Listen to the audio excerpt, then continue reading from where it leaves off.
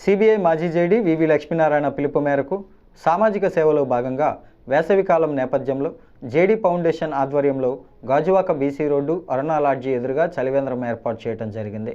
ఈ కార్యక్రమానికి ముఖ్య అతిథిగా గాజువాక సిఐ పార్థసారథి ఇచ్చేసి జేడీ ఫౌండేషన్ చేస్తున్న సేవా కార్యక్రమాలు అభినందనీయమని పేర్కొన్నారు. ఉత్తరాంధ్ర కన్వీనర్ కారుమూడి అను మాట్లాడుతూ సమాజ సేవలో ఫౌండేషన్ ముందు ఉంటుందని తెలిపారు. ఈ కార్యక్రమంలో పద్మజ, మెడికల్ బుజ్జీరావు, తాడి వరలక్ష్మి, స్థానికులు, ఫౌండేషన్ సభ్యులు పాల్గొన్నారు.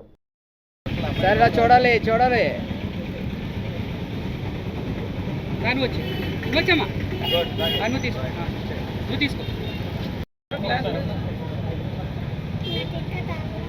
ఈరోజు గాజువాకలో మా జేడీ ఫౌండేషన్ ఆధ్వర్యంలో చలివేంద్రం ఓపెన్ చేయటము చాలా ఆనందంగా ఉందండి. ఈ వేసవిలో ఉష్ణోగ్రతలు విపరీతంగా పెరిగిపోవటము, అలాగే పాదచారులకు దాహార్తి తీర్చడంలో ఈ చలివేంద్రాలు ఎంతైనా ఉపయోగపడతాయి. అలాంటిది మా జేడీ ఫౌండేషన్ ఆధ్వర్యంలో ఈరోజు చలివేంద్రము ఓపెన్ చేయటము ఇది పాదచారులకు మరియు ద్విచక్ర వాహనదారులకు చాలా ఉపయోగపడుతుంది. అట్లానే మేము ఇక్కడ వాడే నీళ్లు కానీ శుచికి శుభ్రతకి ఎక్కువ ప్రాధాన్యత ఇస్తున్నామండి. ఇట్లా మా జేడీ ఫౌండేషన్ ఎప్పుడు ఇలాంటి సేవా కార్యక్రమాల్లో ఎప్పుడు ముందుంటుంది.